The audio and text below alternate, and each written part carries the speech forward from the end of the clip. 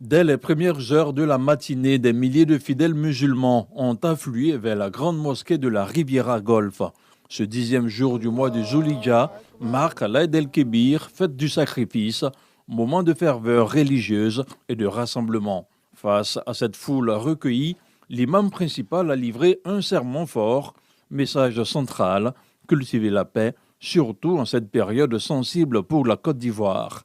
Il a appelé à bannir les discours de haine, à rejeter la violence et à privilégier la cohésion sociale. Je demande à tous nos frères et sœurs musulmans, ainsi qu'à tous les peuples de Côte d'Ivoire, tous, de là où ils sont, de faire preuve de sagesse, de pardon, de tolérance, d'acceptation des différences. N'oublions pas ce que notre pays a traversé lors des échanges électoraux derniers. C'est une question de mémoire. Notre pays vient de très loin. Aujourd'hui, par la grâce d'Allah subhanahu wa ta'ala et grâce à la bonne gouvernance de notre chef de l'État, le président El Hadji Alassane Ouattara, la Côte d'Ivoire est en train d'amorcer une nouvelle étape de son développement.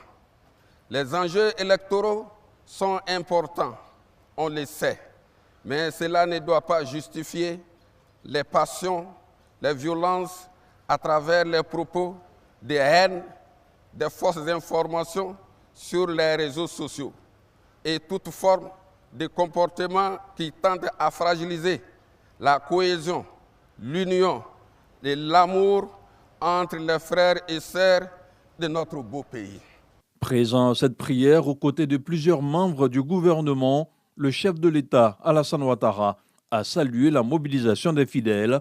Il en a profité pour adresser ses vœux à l'ensemble de la nation. À tous nos compatriotes, bonne fête de Tabaski et les vœux les plus chers et les plus sincères pour chacune et chacun de nos compatriotes et bien sûr des populations vivant en Côte d'Ivoire.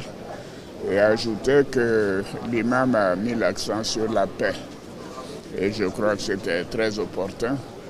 Il y a à peine 2 semaines, nous avons eu ici même la cérémonie du prix Houphouët-Boigny pour la recherche de la paix. Le monde a besoin de paix, mais la Côte d'Ivoire également et surtout les pays voisins.